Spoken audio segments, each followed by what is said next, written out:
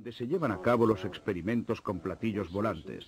Entre mis diversas fuentes de información, la principal ha sido Bob Lazar, el cual trabajó sobre uno de los 9 platillos volantes allí custodiados.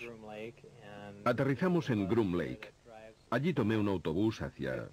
No estoy seguro de la distancia, pero unos 25 kilómetros al sur, hasta una zona donde hay un lago salado llamado Papoose Lake. Y justo en la ladera de la montaña se encuentra el área llamada S4. ¿Qué sintió cuando entró allí por primera vez?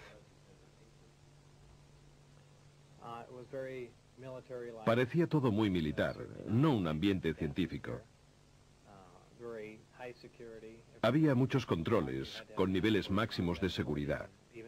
Se fuera donde se fuera, había que ir acompañado de un guardia armado, incluso al cuarto de baño. Todas las puertas se abrían y se cerraban con una identificación magnética personal. Era un ambiente muy opresivo.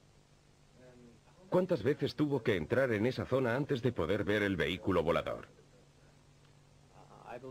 Creo que 2 o 3, quizá 2 días antes de poder verlo. ¿Qué sintió la primera vez que vio el objeto? ¿Qué sentí? Bueno,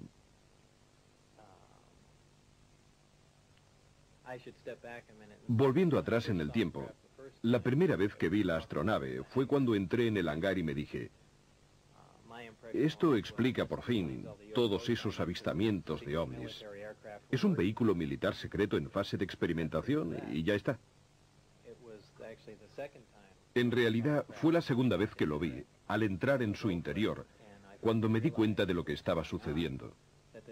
Es decir, de que se trataba de un vehículo extraterrestre. Obviamente, esto sucedió después de haber leído todo el material informativo. Y entonces, en ese momento cambió todo. Era una sensación distinta, algo inquietante. Me sentía como un intruso. Es algo muy difícil de describir. Aún así, inténtelo. Me parecía... ¿Tienes presentes las fotos de Billy Mayer tomadas durante sus avistamientos? Era increíblemente parecido a los discos de sus fotos. Una forma fugaz, pero nítida, de una nave discoidal.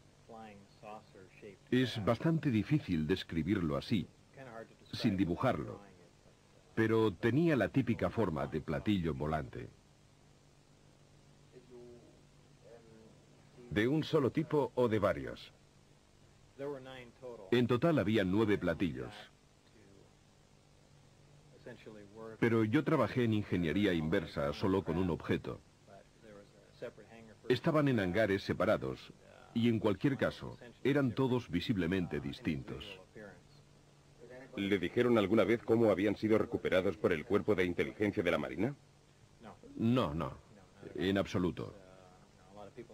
La gente ha sugerido varias hipótesis, que habían sido derribados o que habían caído, pero no parecían dañados y por consiguiente tengo serias dudas sobre dichas hipótesis. ¿Nos puede describir el interior? Es muy simple. Existe un solo color dominante, un gris peltre. El exterior es también de este mismo color. No tiene aristas. En el interior, todo el equipamiento tiene una forma redondeada, incluso los asientos y los espacios para los amplificadores. Es como si hubiesen sido fundidos y luego modelados con estas formas curvilíneas, incluso las uniones entre las paredes y el pavimento. El interior es esencial, muy abierto. El uso del espacio no parece en absoluto funcional.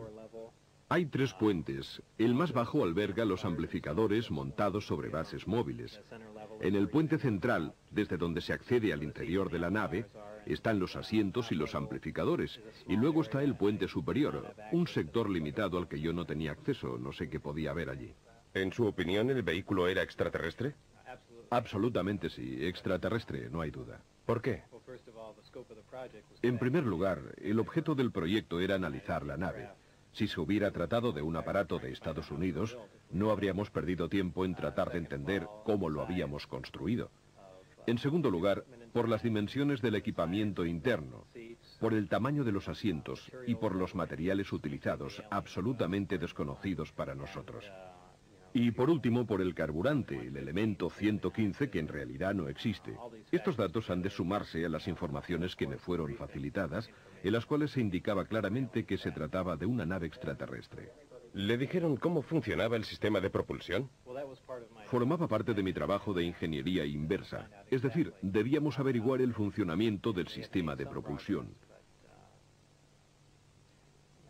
Habían realizado ya algunos progresos, pero no sé exactamente desde cuándo se encontraba allí la nave, si llevaban 1 o 10 años analizándola. En cualquier caso, con pocos progresos. El sistema es impresionante. Está compuesto por 2 partes, los amplificadores de gravedad y el reactor que proporciona energía. El reactor funciona por aniquilación completa, alimentado por antimateria. La aniquilación completa es prácticamente la más eficaz de las 3 reacciones nucleares que existen, esto es, fusión, fisión y aniquilación. Utiliza un elemento muy pesado, el elemento 115. Esta sería su situación en la tabla periódica. En la Tierra este elemento no ha sido aún sintetizado. En mi opinión, en algunos sistemas estelares, esta síntesis se produce de manera espontánea. El elemento es bombardeado en un acelerador de dimensiones extremadamente reducidas. Como consecuencia de ello, sufre una fisión espontánea y produce partículas de antimateria. Estas, gracias a un dispositivo termoeléctrico con una eficacia del 100%, interactúan con la materia gaseosa y se transforman en electricidad. Ahora bien, la primera ley de termodinámica viene a decir que la eficacia al 100% para cualquier dispositivo eléctrico es bastante imposible, ya que se producen dispersión de calor y otras pérdidas de esta índole. Pero yo, en este sistema, no las detecté. Es una tecnología absolutamente asombrosa. La increíble cantidad de energía que genera el sistema alimenta los amplificadores y, como producto secundario del bombardeo del elemento 115, se genera un fenómeno interesantísimo, es decir, una onda especial, la denominada gravitacional A. Esta onda viaja de un modo muy similar a las microondas. Se aplica a los amplificadores gravitacionales y mediante la corriente eléctrica generada por el reactor es amplificada y enfocada. La señal amplificada de este modo se torna ligeramente afásica y gracias a esto es posible atraer o rechazar cualquier cuerpo gravitacional. El vehículo es capaz de despegar, incluso utilizando un solo amplificador. Esta nave en concreto está dotada de 3 amplificadores, y cuando activa un solo amplificador para alejarse de la Tierra, utiliza la denominada configuración Omicron. Para viajar por el espacio, la nave gira sobre un lado, enfoca los 3 amplificadores en un único punto situado a enorme distancia, y luego se imprime máxima potencia a los amplificadores y al reactor. Prácticamente estiran el tejido del espacio, distorsionan el espacio-tiempo y lo atraen hacia la nave, que de esta manera se halla en condiciones de cubrir enormes distancias en un lapso de tiempo prácticamente nulo.